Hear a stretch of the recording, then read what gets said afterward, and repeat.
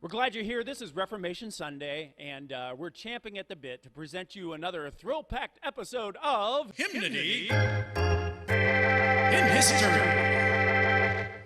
Okay, so this is a picture of Martin Luther King Jr. And this is a picture of Martin Luther. Martin Luther King is known as the leader of the civil rights movement. Martin Luther is not the king of the Reformation, but he is, that would be Jesus Christ.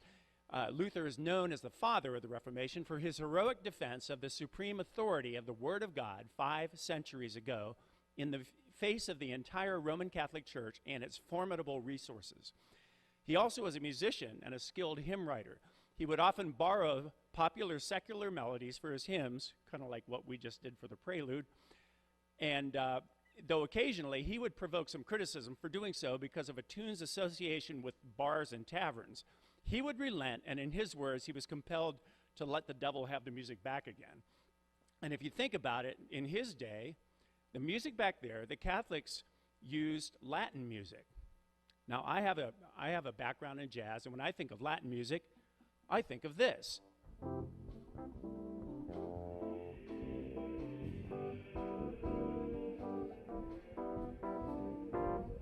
Wait, okay. I'm sorry, we kind of screwed things up there. Yeah, that's not quite right yet. This was the Latin music I know, but the church we're talking about, the church music sounded more like this. Play that again, please.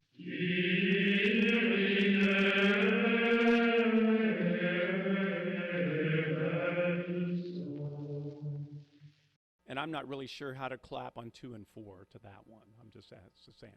So anyway, Luther helped revive congregational singing by creating new hymns to be sung in the vernacular, but we find they can be sung just as easily here in the sanctuary. Thank you very much. Okay. Luther once wrote this: "Next to the Word of God, the noble art of music is the greatest treasure in the world. It controls our thoughts, minds, hearts, and spirits. A person who does not regard music as a marvelous creation of God does not deserve to be called a human being. He should be permitted to hear nothing but the braying of asses and the grunting of hogs." So that's who Luther was. He had pretty strong words there, but it demonstrates the fierce passion of this man of God. His most famous hymn is "A Mighty Fortress," based on Psalm 46, and it reflects his sensitivity to the intensity of the battle with the world, the flesh, and the devil. It's difficult to translate from the original German because of all its vivid imagery. But here are some of the opening lines from the 80-plus English versions available. "A mighty fortress is our God, a trusty shield and weapon. He helps us free from every need that hath us now overtaken." And then this one, "A safe stronghold, our God is still, a trusty shield and weapon.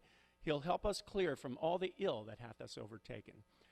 So let's sing this in the vernacular that we know, or right here in the pews, or out there in the comfort of your own homes, whichever you prefer, after we hear the call to worship. So please stand.